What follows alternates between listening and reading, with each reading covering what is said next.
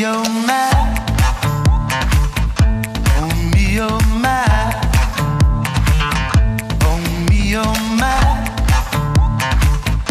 Oh me, oh my. La conférence, 11h, 11h45, Hall 10 avec Jean-Philippe Falafel. Bonjour Jean-Philippe. Bonjour à vous. Ça va bien? Ça va très bien. Prêt pour cette conférence? Prêt. La thématique, on va la redonner? Alors la thématique, c'est irréputation, reprenez le contrôle. Reprenez le contrôle, ça veut dire qu'on a perdu complètement le contrôle? Ça veut dire qu'on n'a pas forcément conscience qu'on peut avoir le contrôle sur son propre irréputation. C'est-à-dire? C'est-à-dire que les entreprises aujourd'hui n'ont pas forcément la conscience qu'elles ont la main, qu'elles ont la maîtrise sur leur réputation. Ça veut dire qu'elles peuvent la maîtriser, ça veut dire qu'elles peuvent l'orienter, ça veut dire qu'elles peuvent la travailler. Et elles laissent souvent la main, en gros, on va le dire, aux réseaux sociaux, aux acteurs. On va en parler, hein, on va détailler, vous avez plein de choses à nous dire et nous on aime ça puisqu'on aime partager avec vous. C'est une conférence passionnante, très actuelle puisque tout simplement les réseaux sociaux c'est l'enjeu du moment. Vous Jean-Philippe Falafel, vous êtes chargé de transition digitale des entreprises au Moulin Digital. Moulin Digital, c'est une association qui travaille dans la transition digitale des entreprises, une association qui est basée à Valence. C'est pour ça qu'on a entrevu un petit accent. Un peu du sud, on va dire. Un peu du sud. Vous accompagnez sous trois formes. Vous accompagnez sous forme d'ateliers, de conférences, d'outils. Cette conférence, en tout cas, elle va essayer de répondre à la question suivante. Comment animer et optimiser sa réputation? Ce que vous voulez dire en quelques mots, c'est qu'aujourd'hui, je ne sais pas, vous avez peut-être peur. On a souvent une peur d'ailleurs des réseaux sociaux. Ça dépend de la génération. Faut le dire aussi. Un petit peu, mais pas forcément. On s'aperçoit que même des personnes de mon âge... C'est faux ce que je dis. C'est-à-dire que en fonction des générations, une génération n'a pas plus de mal que d'autres générations à s'y mettre. Je suis pas sûr que ce soit un problème uniquement générationnel. J'ai pas dit ça. J'ai pas dit ça. J'ai dit qu'effectivement, les jeunes générations sont habituées. C'est vraiment leur outil de prédilection. Alors, surprenamment, les jeunes d'aujourd'hui sont utilisateurs forcément et très quotidiennement du numérique et du digital, mais ont du mal parfois à le transposer dans leur métier. C'est-à-dire qu'ils l'utilisent personnellement, ils ont peut-être un petit peu plus de mal à le transposer dans leur profession, alors qu'une personne qui a découvert ça plus tard, finalement, l'intègre plus facilement dans son métier. C'est très étonnant ce que vous nous dites. Pourquoi? Parce que justement... quand on utilise les réseaux sociaux, les outils numériques, quand on est jeune, on les utilise pour de la musique, pour du réseau social, pour de la messagerie instantanée, mais vraiment en se disant c'est avec mes copains. Et c'est pas forcément avec mes collègues. Oui, il y a une notion de plaisir. Il y a une notion de plaisir qu'on a du mal à transposer dans la partie métier. Alors je tiens à préciser quand même qu'on peut utiliser aussi le numérique pour se faire plaisir dans son métier.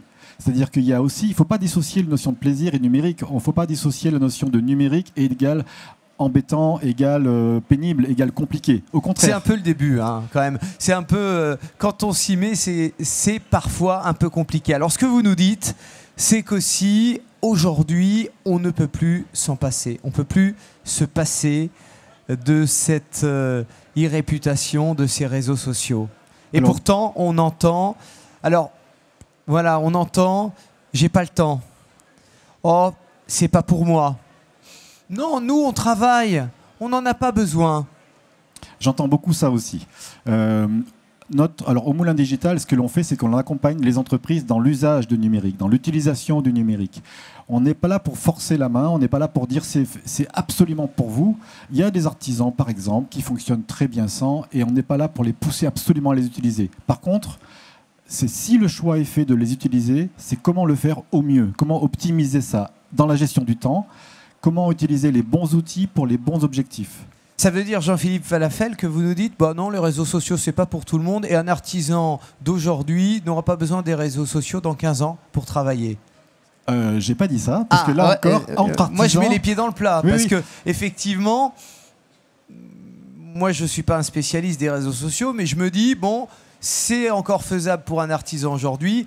Dans 15 ans, sans les réseaux sociaux, ça sera peut-être un peu plus compliqué. Alors le problème, c'est que dans 15 ans, personne n'est capable de vous dire quels seront les réseaux sociaux, ni comment ça sera utilisé. Mais par contre, je tiens à préciser, c'est pas forcément fait pour tout le monde. J'ai plein d'exemples en tête d'artisans qui fonctionnent sans et qui marchent très bien. Et j'ai plein d'exemples d'artisans qui fonctionnent avec et qui marchent grâce aux réseaux sociaux, entre autres, et qui fonctionnent grâce à ça, et qui génèrent de la fidélisation de clientèle grâce à ça. Donc je pense qu'il n'y a pas une question de 100%, enfin de 0-1, tout le monde doit le faire, tout le monde ne doit pas le faire. C'est au contraire adapté à chaque cas et à chaque personne, parce qu'il y a des gens qui sont réfractaires, il y a des gens qui sont sensibles, et mon but, c'est pas de dire à des réfractaires, vous devez devenir sensible à ça. La e-réputation, c'est animer, contrôler et inciter. Exactement. C'est-à-dire que la e-réputation, c'est d'aller chercher l'interaction. Elle ne vient pas forcément toute seule. Et quand on dit animer, c'est ce qu'on fait au Moulin Digital, on permet aux gens de commencer petit à petit, progressivement, de découvrir quels sont les impacts qu'on peut avoir grâce au numérique et grâce aux réseaux sociaux et grâce au site web et grâce à l'emailing et grâce à la messagerie instantanée et grâce aux outils collaboratifs. Le numérique, ce n'est pas un seul outil. Et même les réseaux sociaux, il peut y avoir plusieurs réseaux sociaux. Donc il y a des choix à faire. Et c'est souvent ce qui perturbe un peu les entreprises. Il y a tellement de choix à faire qu'on n'ose pas faire les choix. Et notre structure, notre association accompagne dans les bons choix, on va dire. Alors, gérer sa e-réputation, c'est contrôler aussi, c'est-à-dire... Alors, contrôler, ça veut dire déjà surveiller. C'est-à-dire qu'avant de contrôler, il faut savoir ce qui se passe. Et savoir ce qui se passe, il y a des outils qui existent pour repérer de façon agrégée qu'est-ce qu'on dit de moi. Alors, quand je dis de moi, de mon entreprise, mais pas forcément, de ma marque, de mes produits, de mes services, de comment mon entreprise recrute, de comment mon entreprise travaille. C'est très large, les réputations. Et une fois qu'on a surveillé ça, et bien là, effectivement, c'est reprendre le contrôle, ça veut dire réagir, agir. Le plus important, c'est qu'on parle de nous.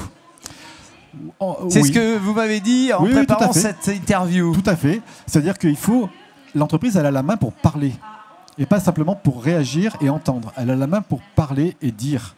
Et mais pas forcément dire dans le même mode que son site web. Dans son site web, on va présenter son offre, présenter ses produits, ses services. Mais là, dans un réseau social, par exemple, on le fera différemment. Si on le fait trop en mode 1.0, en mode communication, ça ne fonctionnera pas. Il faudra se mettre en mode réseau social.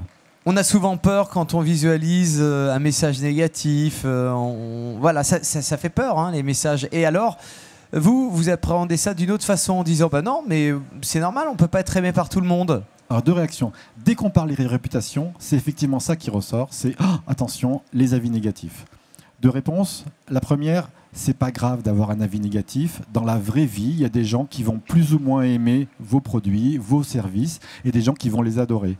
Donc dans la vraie vie, si au contraire sur les réseaux sociaux, on retrouve quelque chose qui soit différent de la vraie vie, ça fera bizarre. Donc d'avoir des avis négatifs, c'est pas grave, à condition de réagir, d'agir, de dire merci de votre avis, qu'il soit positif ou négatif d'ailleurs, de remercier les gens pour leur avis, c'est important, ne serait-ce que pour montrer aux autres qu'on est là. Revenons à nos moutons, on parle de e-réputation. Nous sommes bien au CEFIA, la chaîne CEFIA TV qui vous accompagne tout au long de ce salon avec justement l'agroalimentaire. Alors précisons, recentrons-nous sur l'agroalimentaire. On l'a dit, les réseaux sociaux, la e-réputation dans l'agroalimentaire, cela devient de plus en plus important. Alors c'est un secteur particulier parce qu'effectivement, et là pour le coup quand on parle des générations jeunes, elles sont très impliquées, très actives sur ces thématiques de l'alimentaire. Parce que finalement, l'industrie agroalimentaire, au bout du bout, c'est de l'alimentaire. Et le secteur food and drink, boissons et consommation, est très très présent sur les réseaux sociaux. Donc les entreprises ont intérêt un peu à surveiller, à veiller à ce qui se passe, ne serait-ce que pour se rassurer. Il y a aussi des choses qui sont importantes de se rassurer et puis d'écouter.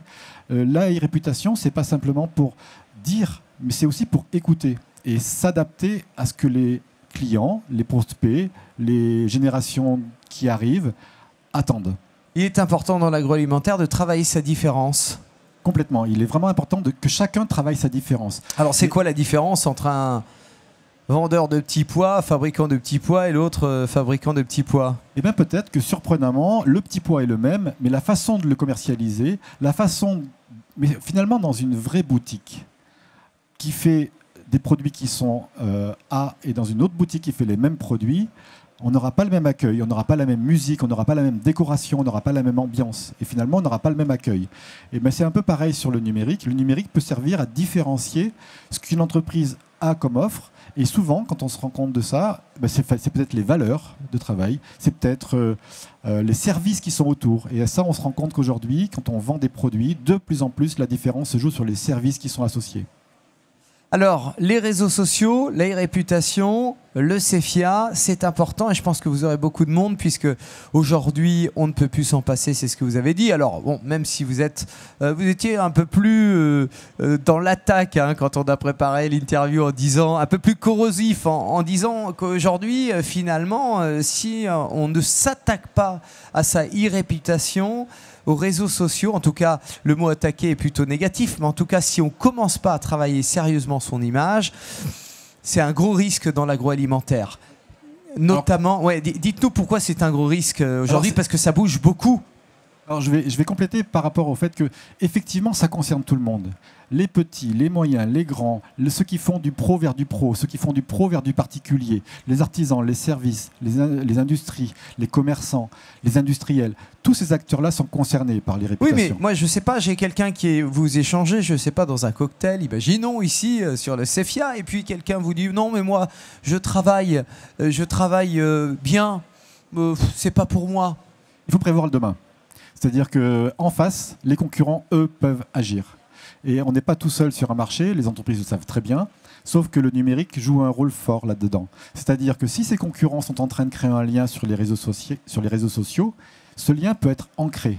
Via les réseaux sociaux, curieusement, on peut créer des liens beaucoup plus forts qu'un lien purement client-fournisseur. Et donc... Est-ce qu'on peut préciser, voilà, il nous reste 3 minutes, créer un lien avec... Donnez-nous un exemple. Je veux créer du lien avec mes clients. Disons que je vends des gâteaux, par exemple. Et comme sur les réseaux sociaux, fabrique des gâteaux. On n'est pas là forcément pour parler en disant mes gâteaux sont les meilleurs et sont meilleurs que ceux de mes concurrents. Ça, c'est de la pub. Ça, c'est de la pub et ça va très bien sur un site web, sur une plaquette, sur un magazine, sur un salon, sur un stand. Ça va très bien. Sur un réseau social, c'est pas forcément comme ça qu'on le fera.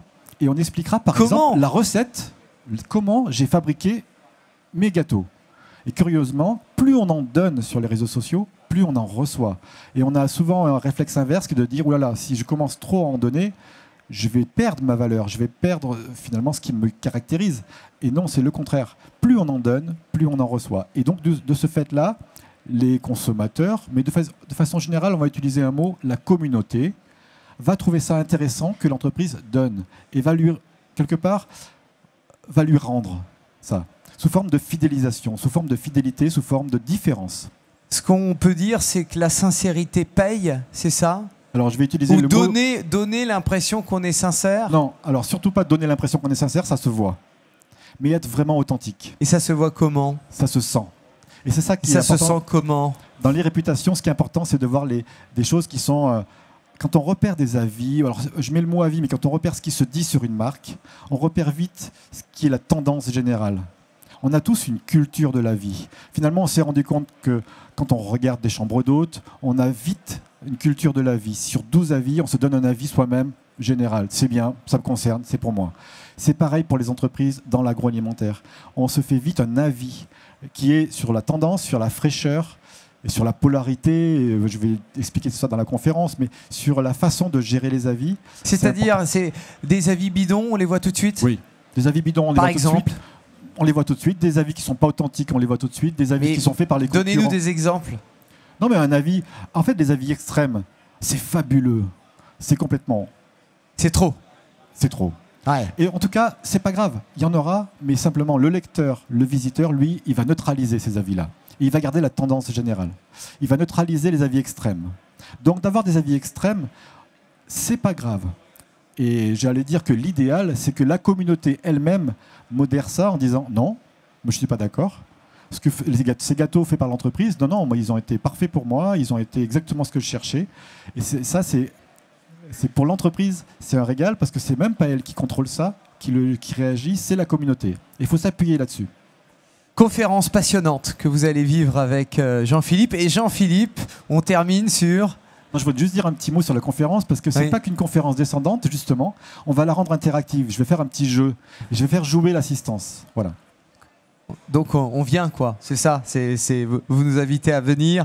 Jean-Philippe Falafel, la e-réputation, reprenez le contrôle. Hein. Si vous n'avez plus le contrôle, eh bien c'est le moment de reprendre le contrôle de votre société, de votre image sur les réseaux sociaux. C'est ça aussi les conférences. Hall numéro 10, voilà. C'est ça. Merci de m'avoir aidé. Merci à vous. Heureusement que j'ai lu sur l'affiche au dernier moment. Merci à vous. La e-réputation, donc conférence qui aura lieu tout à l'heure à 11h jusqu'à 11h45. Merci d'être avec nous. Vous êtes les bienvenus. La chaîne Cephia TV vous accompagne tout au long de cette journée et tout au long de ces 3 jours. Dans quelques instants, la keynote Antares Vision. Vous souhaite une très très bonne journée. À tout de suite. On me your man.